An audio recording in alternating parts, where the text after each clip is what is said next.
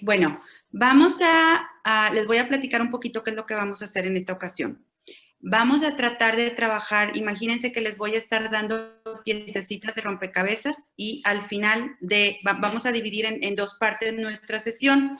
Este miércoles vemos la primera parte, la semana próxima, si Dios quiere, vamos a poder estar asistiendo a la segunda.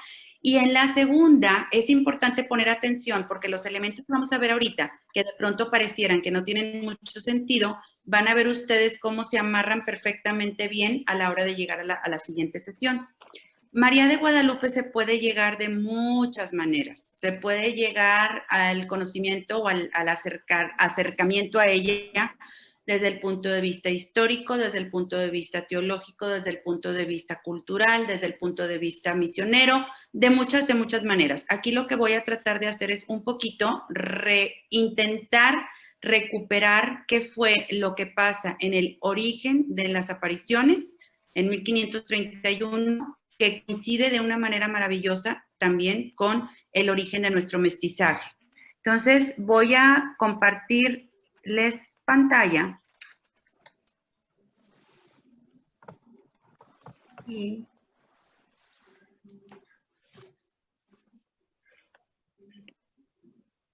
pensé que iba a batallar más, gracias a Dios no fue tan complicado.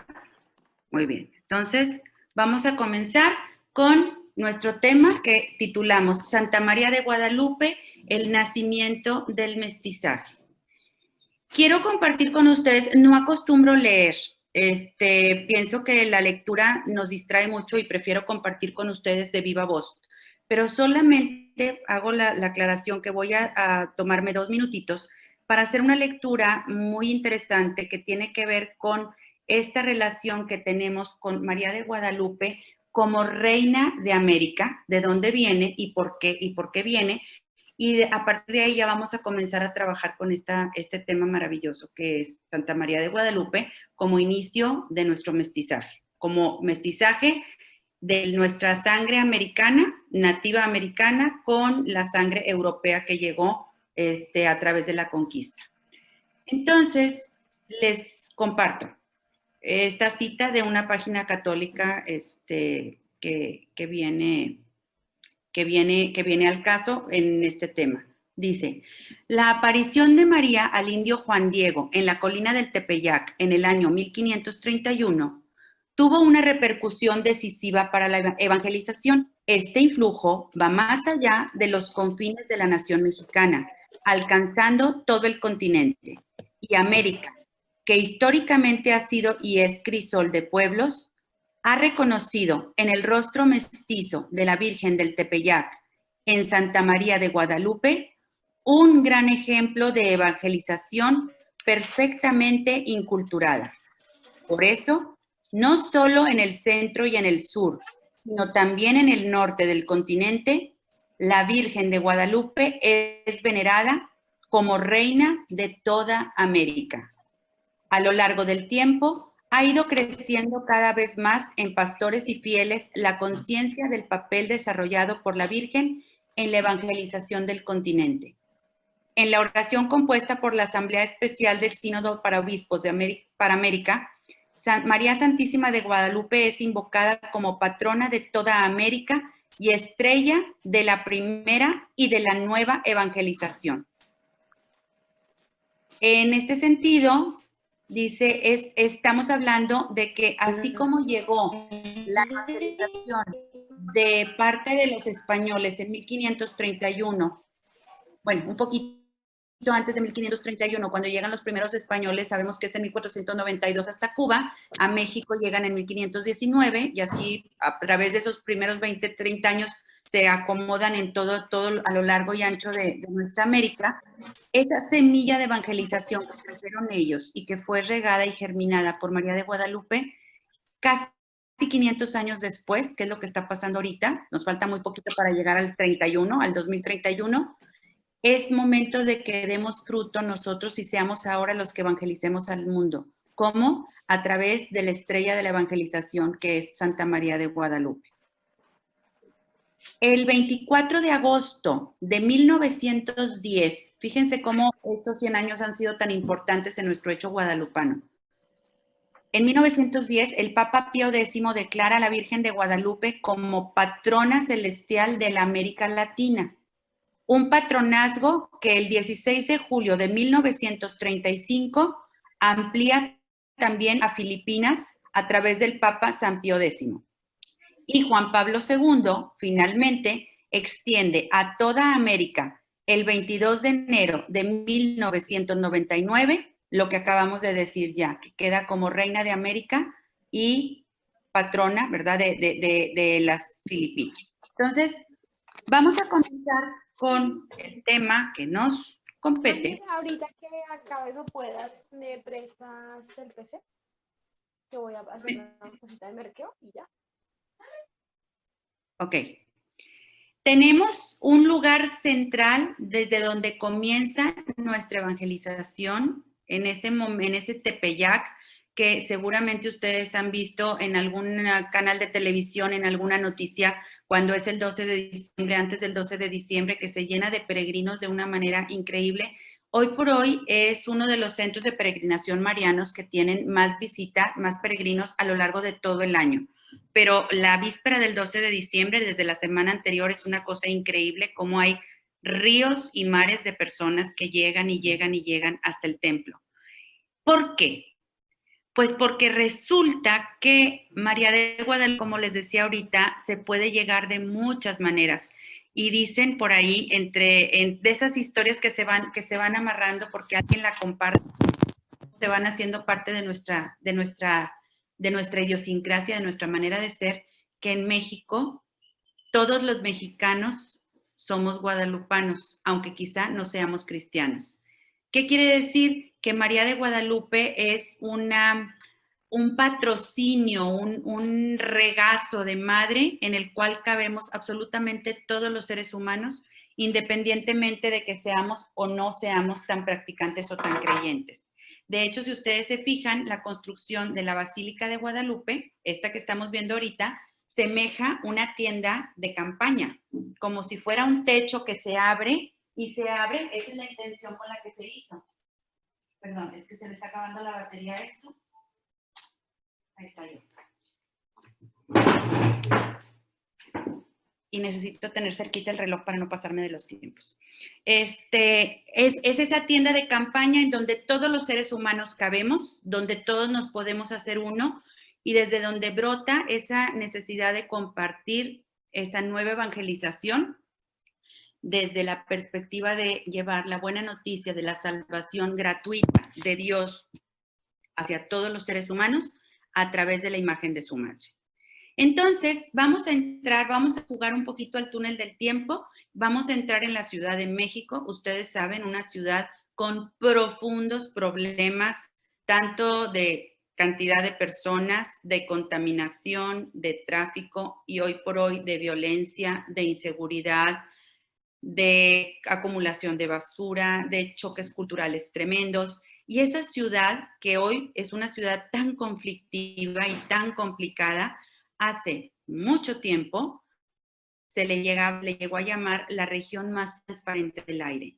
El Valle de Anáhuac era un lugar con un ecosistema maravilloso, una biodiversidad tan increíble que hacía que los pueblos indígenas, que eran nómadas por naturaleza, buscaran la manera de estacionarse y de establecerse en este maravilloso Valle de México. Así pasan más, quizá, de casi 1500 años, hasta que, desde que empiezan las primeras culturas a establecerse con la cultura madre, la cultura olmeca, hace 3000 años, hasta más o menos el año 1200, en donde llega a establecerse la cultura que nos interesa, que es la cultura azteca.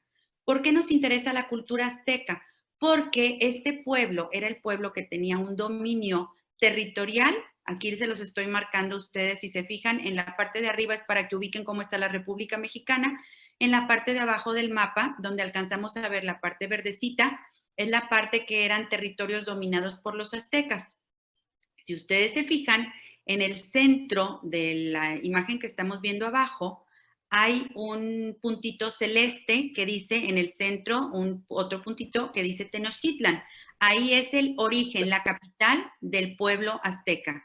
pero es un pueblo que era tan poderoso que tenía influencia no solamente sobre los territorios conquistados, sino todos los territorios. Hay noticias del pueblo azteca en las leyendas de algunas tribus de esquimales que llegan hasta Canadá, a la parte superior, la parte norte de nuestro continente, como también en comunidades que llegan al sur de nuestra América. Entonces, era un pueblo tan poderoso que cuando llegan los españoles y los españoles los conquistan, al ser conquistados los aztecas, imagínense como piezas de dominó, fueron cayendo todos los demás pueblos y fue así donde arranca este mestizaje tan doloroso y tan tremendo. Entonces, lo que vamos a hacer ahora va a ser tratar de recuperar nuestras raíces indígenas con esa dignidad y esa riqueza maravillosa que tenían y nuestras raíces españolas con esa dignidad y esa riqueza tan maravillosa que traían, entendiendo que tú y yo hoy por hoy formamos parte de esa raza de bronce que nos decía José Vasconcelos.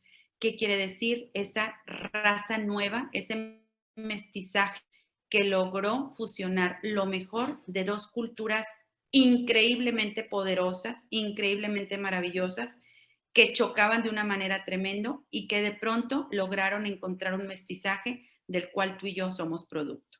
Entonces vamos a tocar un poquito lo que les decía de los aztecas, que es el pueblo que nos interesa, platicándoles que los aztecas, antes de la llegada de los españoles, eran un pueblo increíblemente organizado, con una estructura social, política y económica que ya quisiéramos tener ahorita todos nuestros estados americanos, quisiéramos tener ese apoyo que tenían, por ejemplo, en cuestión de seguridad social para las viudas, para los huérfanos, para los enfermos.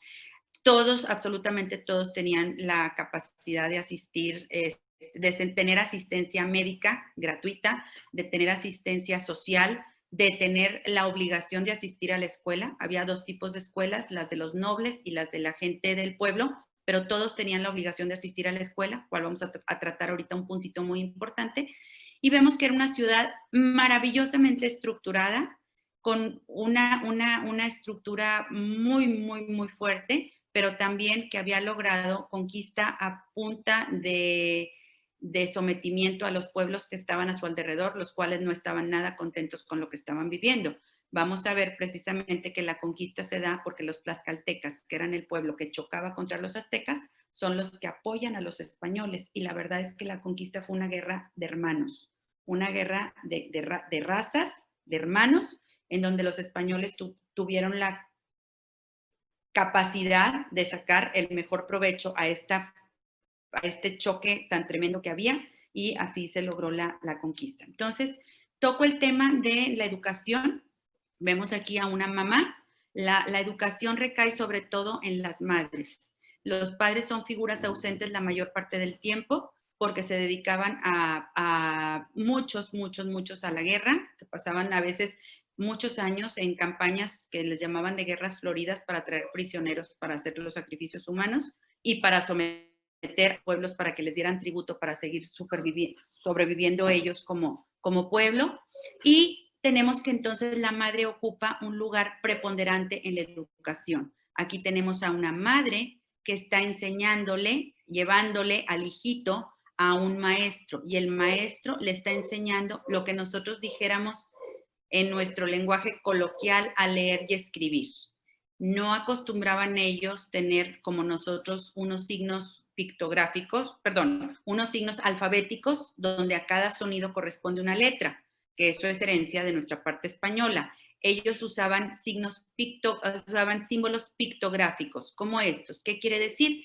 Que cada figurita, cada monito, cada representación, cada color, cada bolita, cada palito, era para ellos como un libro que ellos eran capaces de leer. Utilizaban dos elementos que son bien interesantes para compartir su sabiduría.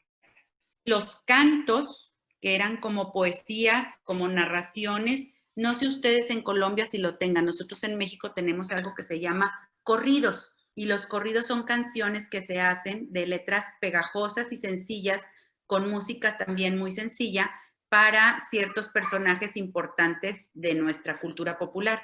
Bueno, nuestros antepasados indígenas utilizaban el canto como esa poesía repetida y la escritura para compartir. Entonces, ¿qué pasaba? Ellos aprendían de memoria, memorizaban, tenían una memoria privilegiada y se apoyaban lo que habían aprendido con estos signos. Y vas a decir tú, ¿y qué tiene que ver esto con María de Guadalupe? Vamos a ver la próxima semana cómo María de Guadalupe les habla a los indígenas en este lenguaje maravilloso de voz, de palabra y de imagen. Justamente lo que estamos haciendo nosotros ahorita también. Yo les estoy narrando algo y me estoy apoyando en imágenes y esas imágenes llegan a ustedes con mucho más claridad y más rapidez de lo que yo me tardaría en explicar cada una de las imágenes. Les agradezco sesión de preguntas y respuestas al final. Si hay alguna duda, apúntenla por un ladito y al terminar, con mucho gusto, lo que yo pueda, les contesto y si no, me comprometo a buscarles respuesta, ¿ok? Bueno, tenemos entonces aquí en estos códices que ellos iban haciendo, el códice de la peregrinación. Quiero que se fijen en la parte de la imagen que tenemos hacia nuestra derecha, la que tiene fondo blanco, que pareciera que es una, a ver si alcanzan a distinguir, como si fuera una matriz, un útero femenino, es como una flor que tiene pétalos, pero en el centro es como si se estuviera gestando la vida. Y luego vemos huellitas de pies que nos están indicando la peregrinación.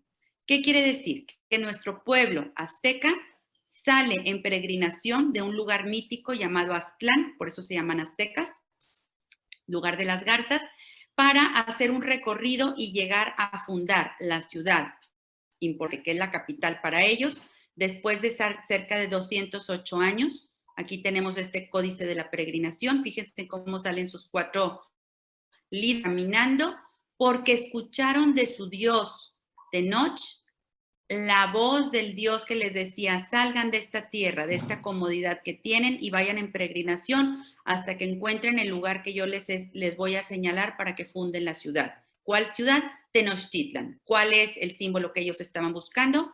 El águila que estaba parada sobre una nopalera en medio de un lago, de un lodazal, de aguas cenagosas, y que nos platica el mito que que estaba devorando una serpiente.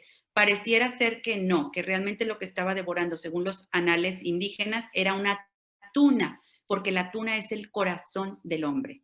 Entonces, en su simbología, muchachas, piensen que tenemos que meternos en un túnel del tiempo de 500 años.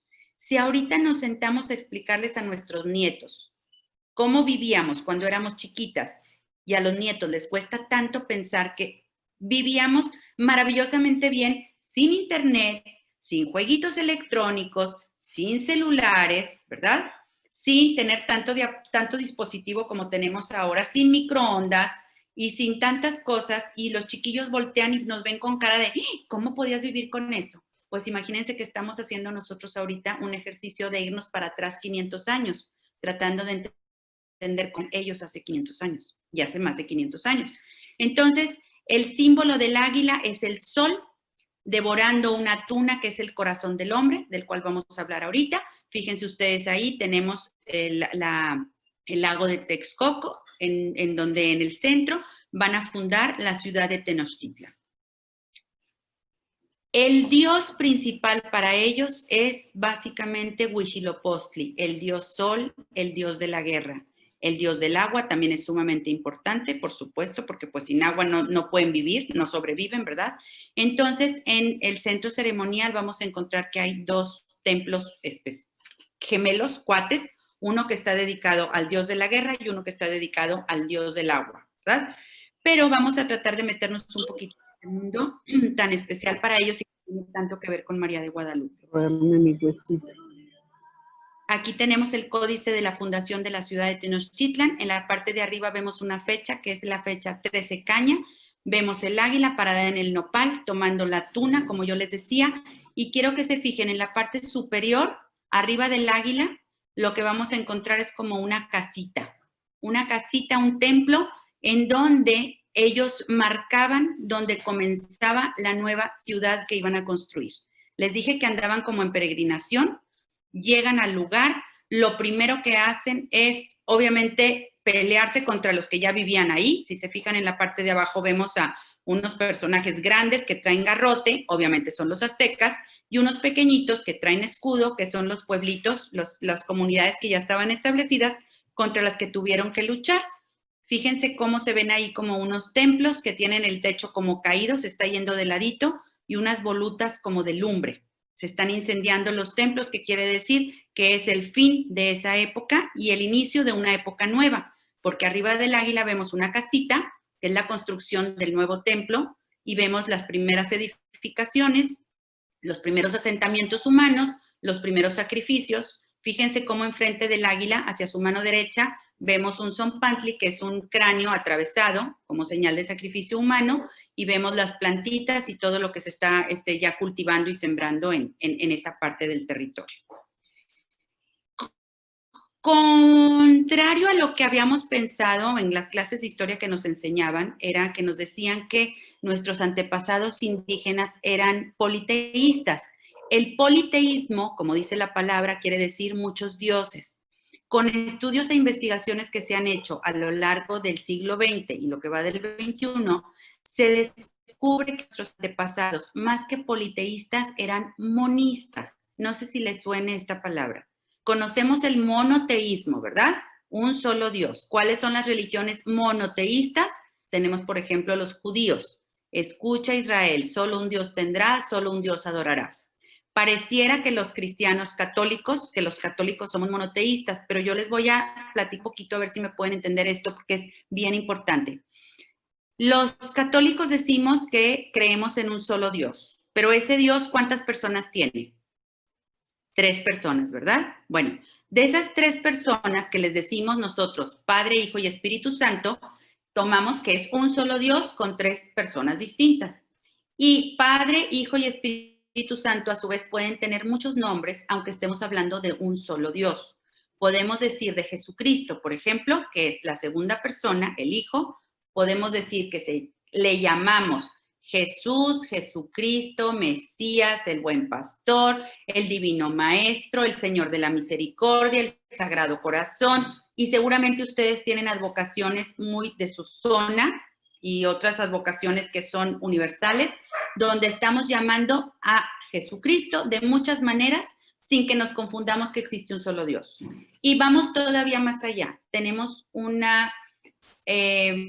culto especial hacia María, que es la Madre de Dios, que la descubrimos como Madre de Dios, pero no es diosa, pero podemos acercarnos a ella y podemos pedirle favores, igual que a los santos, que tampoco son dioses, pero que de alguna manera sirven como mensajeros entre Dios y nosotros. Esto es el monismo. Para los judíos no pueden tener más representación que Yahvé. Por ejemplo, para los musulmanes es Alá. Y así nos vamos viendo cómo hay diferencias entre el monismo y el monoteísmo. En este caso, nuestros antepasados indígenas eran monistas porque gracias a la élite, vamos a decir, a los que habían aprendido mucho, que eran los toltecas, de donde habían recibido muchísima,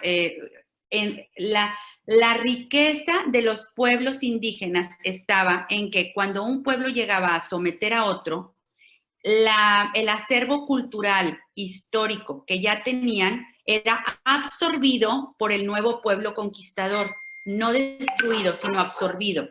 Entonces, imagínense como si fueran capas de un pastel que se van sobreponiendo. Así es como las culturas van avanzando. Los toltecas llegaron a tener una filosofía y una cosmogonía sumamente adelantada. Entonces, cuando los aztecas tienen contacto con los toltecas, absorben toda esta cultura y la hacen propia. Y así, a través de los toltecas, tenemos que los aztecas pensaban que la vida era dual.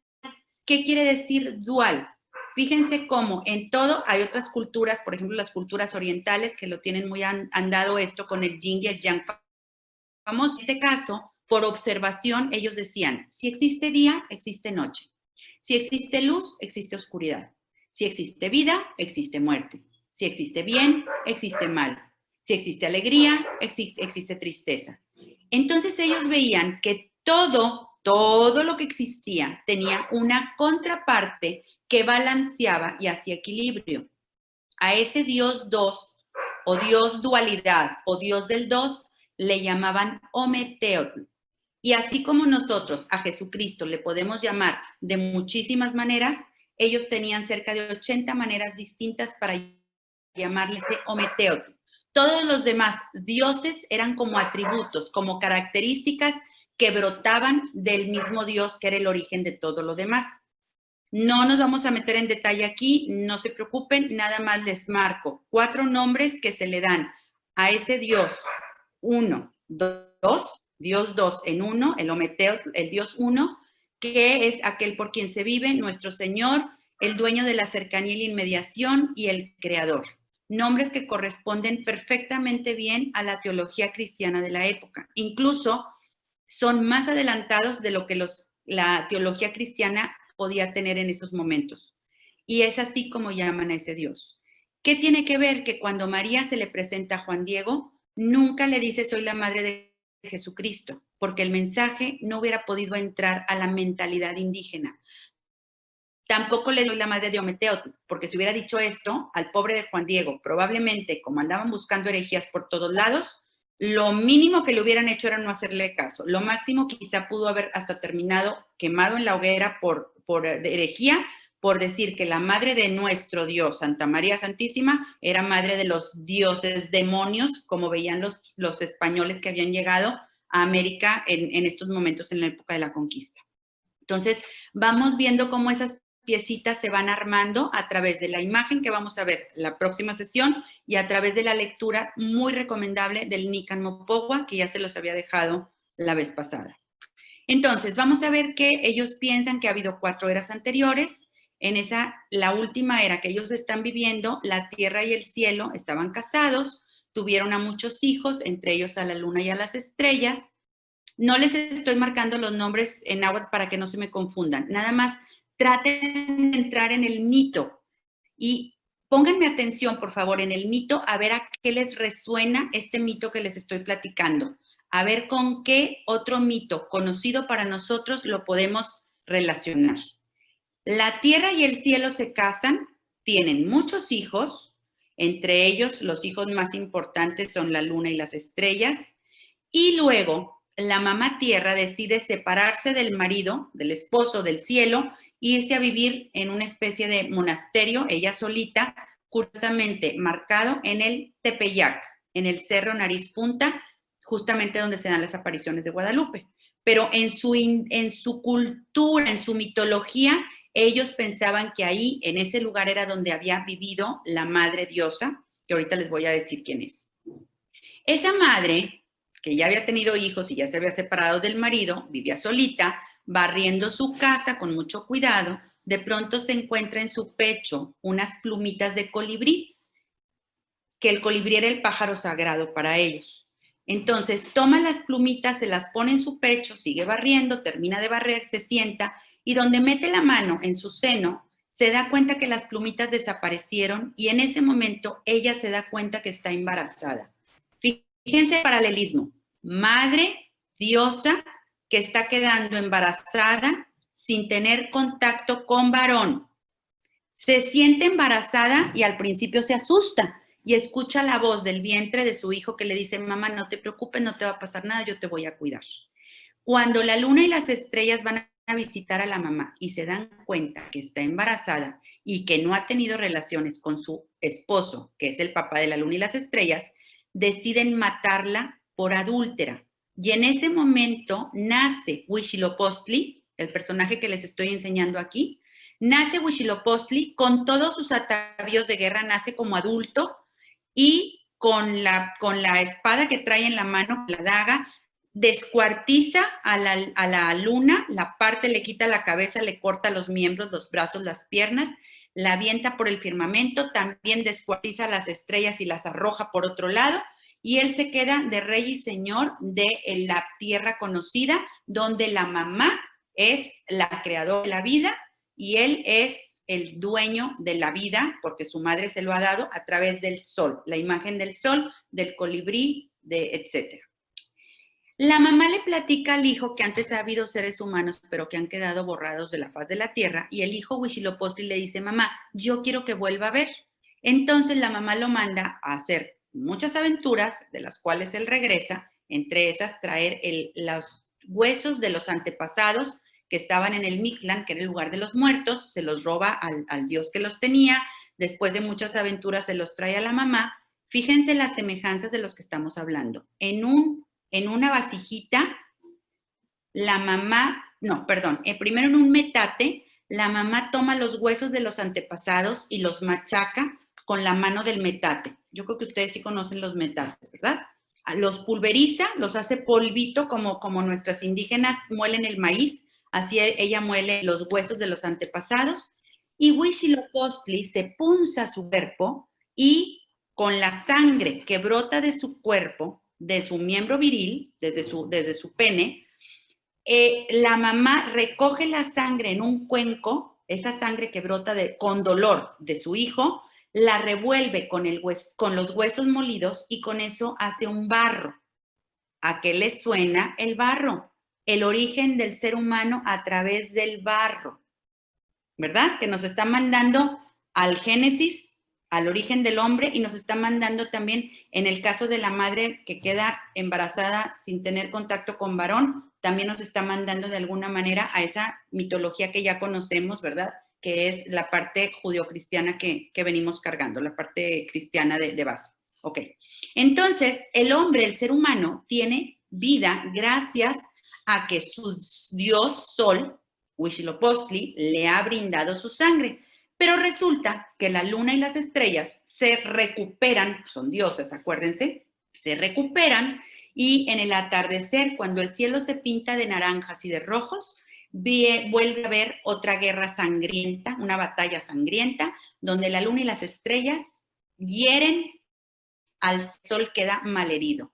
Cuando el cielo se pinta de naranjas y rojos, es la sangre del sol Huitzilopochtli que está agonizando. Y vienen las tinieblas. Y en las tinieblas, la luna y las estrellas son las reinas de la noche. El sol agoniza. ¿Qué tiene que hacer el ser humano si es merecido por la sangre de Dios para que el sol no muera? Porque si el sol muere, el ser humano también va a morir. Entonces, ¿qué tendrá que hacer?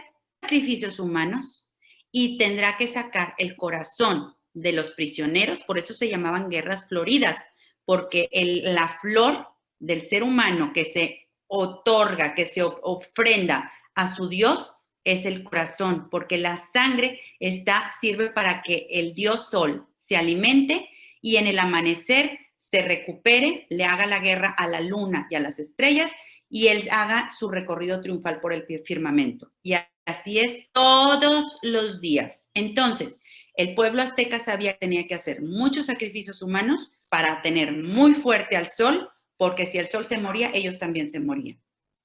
Y no solamente se encargaban ellos de estar alimentando al sol a través de la sangre de los sacrificios, sino que ellos varias veces al día tenían que estar pinchándose su cuerpo y ofreciendo gotas de su sangre varias veces al día también. Y en la medida en que iba subiendo su jerarquía, las personas comunes y corrientes se pinchaban sobre todo las orejas o los dedos para sacarse sangre y ofrendársela al sol. Pero los sacerdotes que vivían en los templos utilizaban cada vez cosas más gruesas para sacarse más sangre. Y así tenemos aquí, fíjense cómo se está ahora dando la lengua y cómo vemos ríos de sangre que van brotando a través del cuerpo. Eran un pueblo profundamente enamorado de su Dios, de sus dioses o de su Dios, dispuestos a dar todo lo que podían dar para que ese Dios viviera. ¿Quiénes entonces son, en este caso, los personajes más poderosos dentro de la jerarquía, de la estructura social? Obviamente los guerreros que luchaban en las guerras floridas. Y en medio de estos guerreros, quiero que se fijen ustedes, en el primer personaje pareciera que está disfrazado o vestido de águila. Según la cantidad de prisioneros que fueran ellos tomando vivos, era la manera como iban subiendo en la jerarquía militar. Y los más importantes eran los caballeros águilas, que tienen que ver con María de Guadalupe, lo vamos a ver en un rato más. Pero fíjense cómo el caballero es el que encabeza la lucha. Quiere decir, el personaje más importante dentro de esa jerarquía. Y aquí tenemos al sol que también está esperando la sangre que va a recibir, ¿verdad? Como ofrenda, como sacrificio. La manera como se comunican los seres humanos con Dios, la manera como se pueden acercar a Dios es a través de las flores y los cantos. Esto se ha quedado grabado, curiosamente, se los platico como anécdota. No sé si ustedes lo canten en Colombia, desconozco sus costumbres, pero en México tenemos una canción que se canta en todos los estratos sociales. No hay distingo de estrato social, es nuestra canción así como clásica, vamos a decir, que son las mañanitas. Las mañanitas se cantan al niño que cumple 1 año o al viejito que cumple 110 años.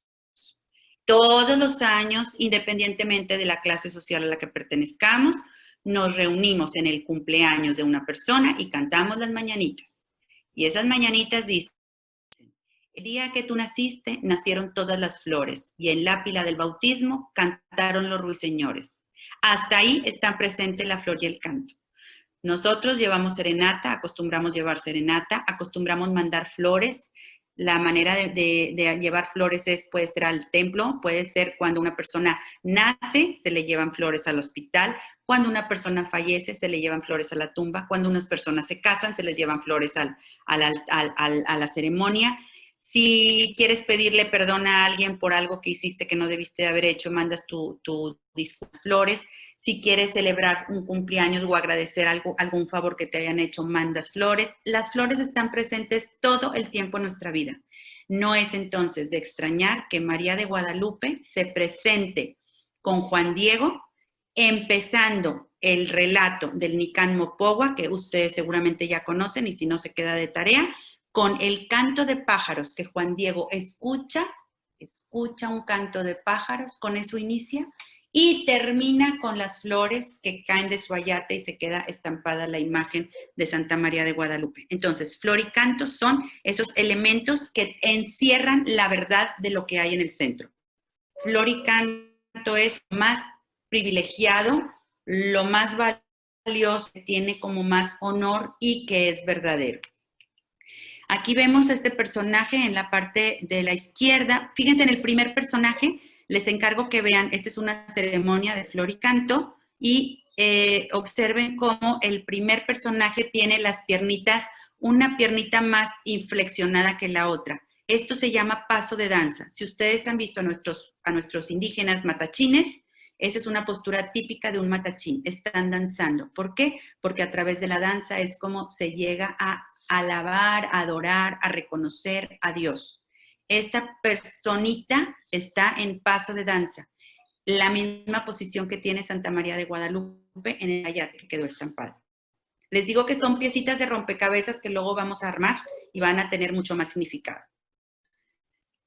Tenemos a Quetzalcóatl como un personaje importante, es un personaje que fue se supone que fue un ser humano que probablemente llega del otro lado del mar, que era blanco, rubio, barbado, que les enseña a los toltecas a trazar la ciudad de Tula, que les ayuda mucho en el avance de la civilización y que les dice que al verdadero Dios no le gustan los sacrificios humanos, que hay que ofrendar frutas, hay que ofrendar animales, hay que ofrendar flores, más no personas. Por supuesto que no le creen muchos, ¿verdad? Entonces tiene ahí un conflicto muy fuerte Tlaltipoca, el cual lo hace cometer acciones deshonestas después de ponerlo ebrio. Primero lo pone con sustancias entre alcohol y peyotes y cosas así, lo intoxica, lo hace que cometa acciones deshonestas y cuando Quetzalcóatl vuelve en sí, se siente muy mal de reconocer lo que hizo. Entonces decide irse hacia el oriente diciendo que va a regresar cuando esté lo suficientemente purificado del pecado cometido. Primero, antes que esto, se lanza las llamas, sale del fuego, no queda suficientemente purificado y se va al oriente. ¿Qué tiene que ver? Vamos a ver estas características de Quetzalcóatl que vamos a encontrarnos ahorita tantitito más adelante. Pero características de Quetzalcóatl, quiero que se fijen en la especie de gorro picudo en la cabeza, si lo alcanzan a ver. Eso es bien importante. Y el color negro. Aquí la imagen no nos ayuda tanto, pero si ustedes se fijan, el color de Quetzalcóatl es un color oscuro. El negro es el color con el que se identifica Quetzalcóatl, el gorro. Se va hacia el oriente y dice que va a regresar. ¿Okay? Vamos a brincarnos de canal ya hablé mucho de los indígenas, de los aztecas. Ahora quiero que toquemos un poquitito, 5 minutos nada más, de nuestros orígenes europeos cristianos para poder entender el choque tan tremendo que hubo entre estos dos mundos, literal, diametralmente opuestos, y que algo sucede que logran un mestizaje. Ese algo para nosotros se llama Guadalupe, y somos tú y yo, pero vamos a pensar qué está pasando en los orígenes, en 1492. Aquí tenemos un mapa de España, de la península ibérica, como estaba en ese tiempo. Si ustedes se fijan, color lila, rosa claro, dice Corona de Castilla, color verde limoncito, bueno, el primero dice Reino de Portugal, ese lo separamos, ese no le vamos a hacer caso ahorita. Vamos a ver que está la Corona de Castilla y la Corona de Aragón.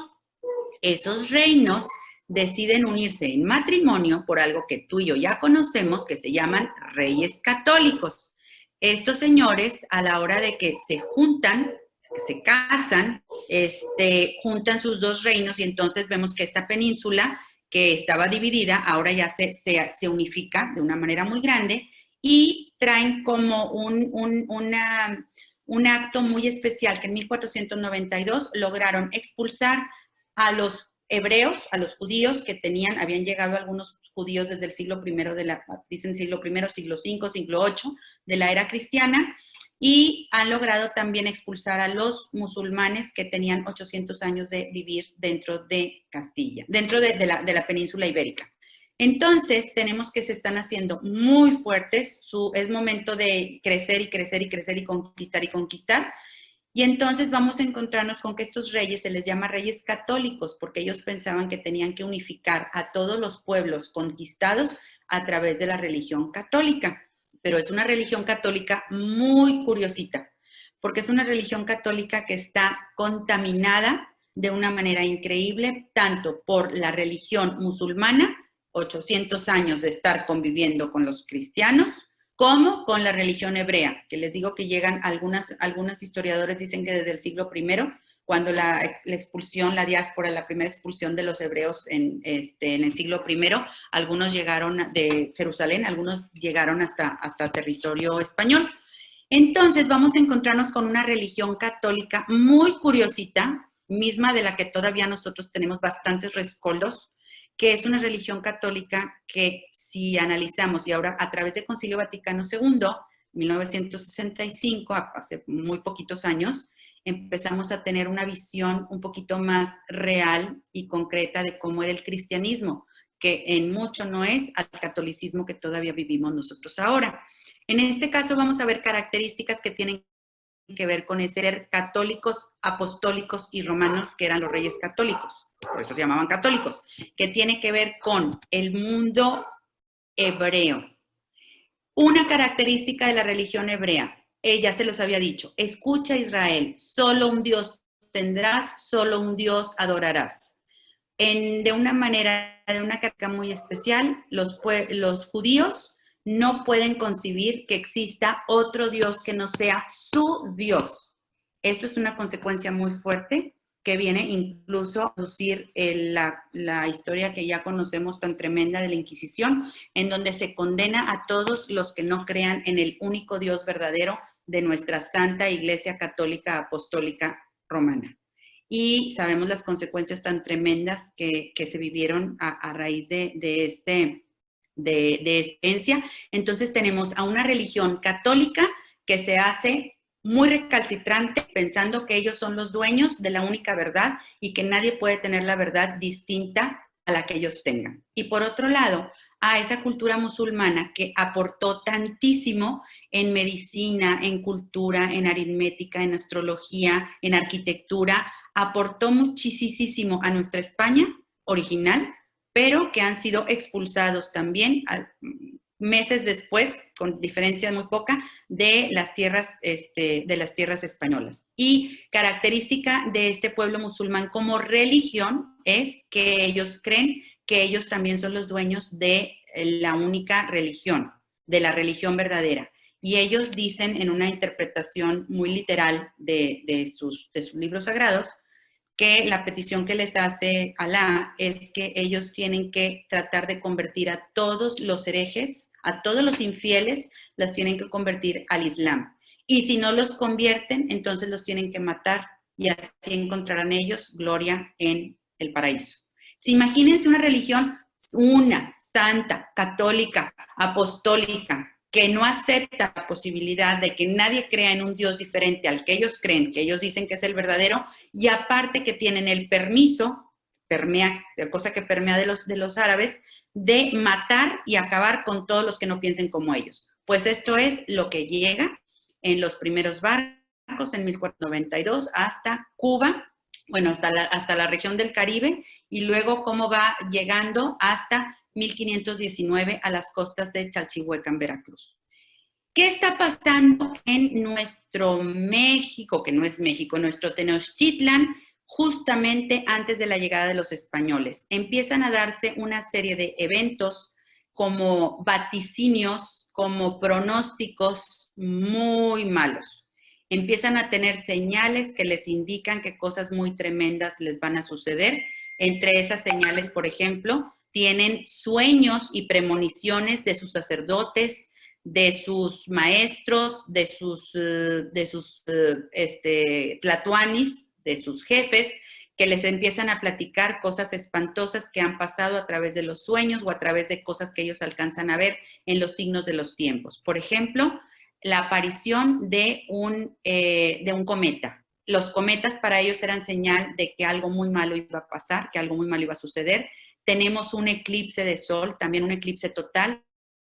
Y acuérdense lo que tenemos, que habíamos visto que el sol y la luna estaban, sol contra luna y estrellas, pleito eterno. Y de pronto, en pleno día, la luna se come al sol, devora al sol y se hace de noche. Y de pronto el sol pareciera que, perdónenme la palabra, vomita a la luna y se vuelve a hacer de día. O sea, algo se está moviendo en el firmamento, en el horizonte, en la cosmogonía, que les está avisando que vienen eventos tremendos.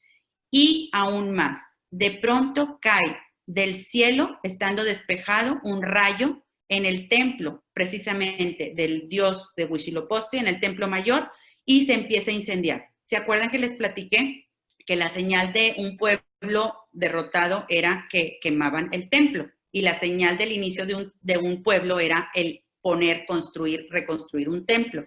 Imagínense que está el cielo despejado, que de pronto cae un rayo, que el adoratorio, aquella majestuosidad de templos se empieza a quemar y los indígenas, entre más agua echaban, dicen los anales, pareciera como si fuera combustible y más grandes eran las llamas. ¿Qué quiere decir? Que algo espantoso está por suceder y eso espantoso ya llegó.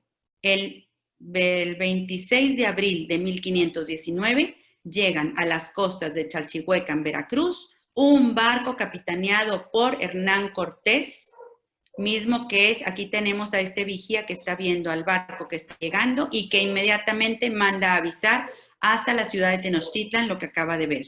¿Quién ha llegado? Fíjense que llegan un Viernes Santo y la gente acostumbraba, no sé si ustedes se acuerdan, mi abuela acostumbraba a vestirse de luto riguroso el Viernes Santo. Se ponía toda de negro, incluyendo media negra y todo negro. Bueno, en aquellos años, con más razón, los católicos Santo utilizaban negros. Llegan los españoles porque era Viernes Santo, pero con todo su armamento puesto, no sabían con los... Entonces, llegan al oriente vestidos de negro, con el yelmo, que es ese casco que brillaba al sol, plateado, ¿verdad? De metálico que brilla al sol, y justamente el día del nacimiento de Quetzalcóatl. Entonces, ¿quién creen ustedes que piensan indígenas que llegó?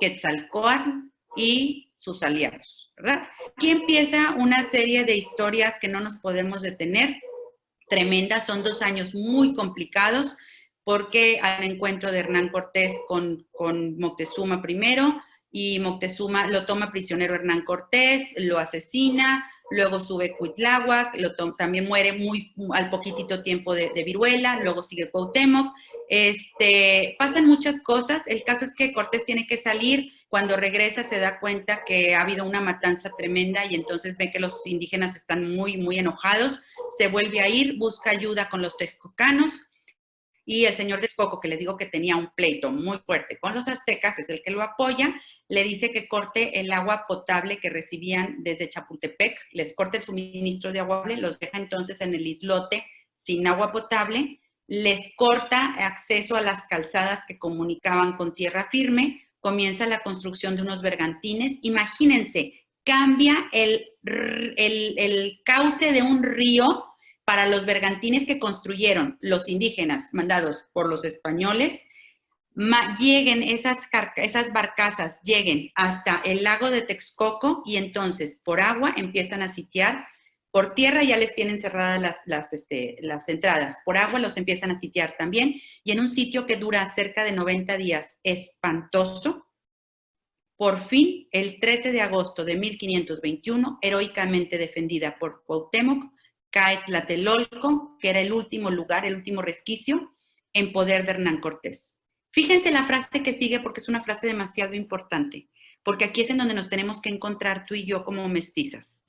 No fue triunfo ni derrota, el nacimiento doloroso del pueblo mestizo que es el México de hoy. ¿Ok?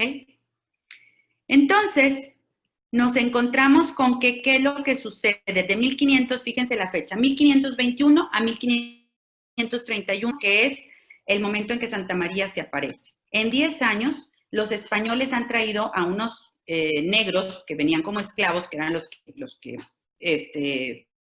ayudaban con los remos y demás, que venían enfermos de viruela. La viruela y el sarampión hacen estragos en la población.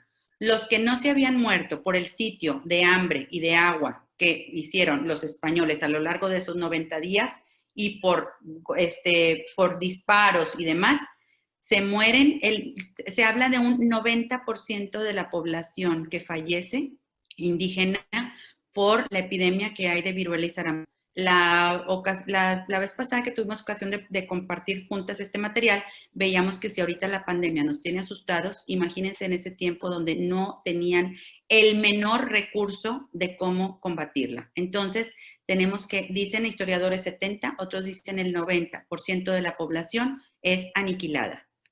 Son sometidos a torturas, son sometidos a esclavitud, son sometidos a cosas tremendas, hay un maltrato sistemático por los indígenas y están de verdad al borde ya de la extinción. Es un genocidio tremendo el que se da y nos encontramos con que lo más tremendo de todo es que los españoles les arrancan de raíz su religión. ¿Cómo la arrancan? Le prenden fuego al templo, les prohíben, les tumban a sus ídolos, les prohíben que sigan haciendo sacrificios humanos y el sol sigue saliendo todos los días. Entonces, mentalmente, en su mentalidad indígena, donde ellos están dando su vida para que el sol viviera y eso les diera vida a ellos, imagínense ahora que ellos ya no están dando sacrificios humanos porque no los dejan y el sol sigue saliendo igualito todos los días.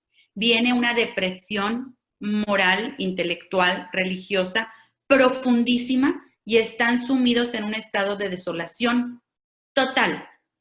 Muy poquititos, pero muy poquititos, casi que más por conveniencia que por convicción, aceptan abrazar la religión que vienen a traer los españoles. Muchos, cuando llegan los españoles a tratar de evangelizarlos, les dicen, haced con nosotros lo que queráis, dejadnos pues ya morir, dejadnos ya perecer, puesto que nuestros dioses han muerto.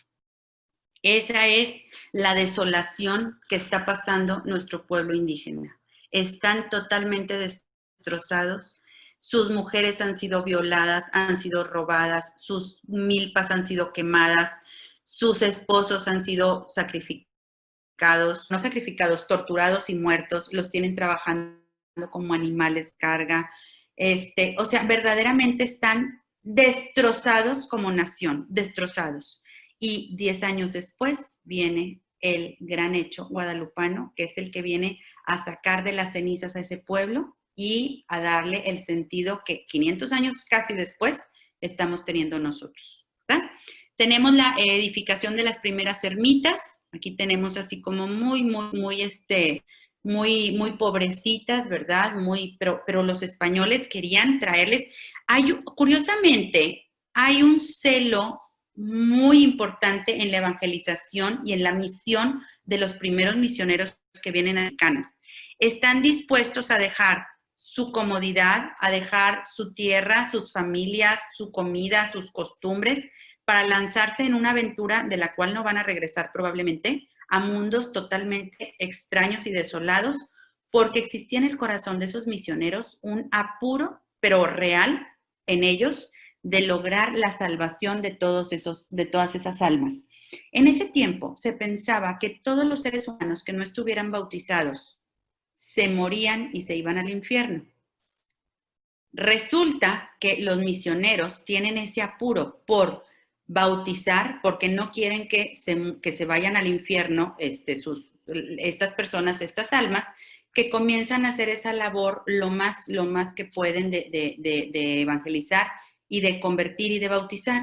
Sin embargo, es muy difícil la tarea que están haciendo. ¿Por qué? Porque los indígenas están viendo el daño tan tremendo que le han sido sometidos a través de los españoles. Aparte, imagínate en la mentalidad indígena. A ver, me prohíben que yo dé culto de sacrificios a mi Dios, al sol. Y ellos me están enseñando al Hijo de Dios crucificado, clavado en una cruz. Como que no da mucho sentido, ¿verdad? Aparte me dicen que si yo me bautizo, me voy a ir al cielo, a donde se van ellos. Pero si aquí en la tierra me está yendo tan mal con ellos, imagínenselos vivir con ellos toda la eternidad, se me hace que prefiero irme al infierno. O sea, realmente es bien complicado porque lo que los españoles estaban tratando de hacer llegar no podía entrar en la mentalidad indígena. Era choque cultural. Les digo, muy poquititos aceptaron la religión católica porque al menos los indígenas, los misioneros los defendían del maltrato de los españoles, les daban de comer, los protegían, les trataban de enseñar oficios, procuraban y los trataban bien, pero no era suficiente. El indígena está desmoronado, totalmente desmoronado.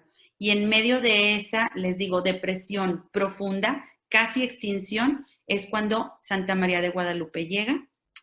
Fíjense, esta es el estandarte de Hernán Cortés, la María Estrella del Mar, María la Estrella de Evangelización.